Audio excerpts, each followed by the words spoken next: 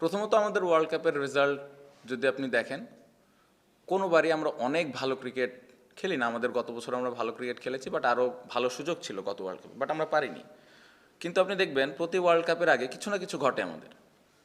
So এই জিনিসগুলো আমি অ্যাজ এ প্লেয়ার হিসেবে বলতে পারি, 2-3টা ওয়ার্ল্ড কাপ যাই খেলছি আল্লাহর রহমতে ইফেক্ট পড়ে।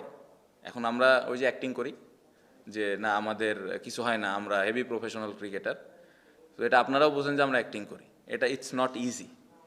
সো আমার কাছে মনে হয় যে প্লেয়ার স্টিল চেষ্টা করে যে ওইটাকে কীভাবে দূরে রেখে আমি পারফর্ম করি টিমের জন্য, দলের জন্য।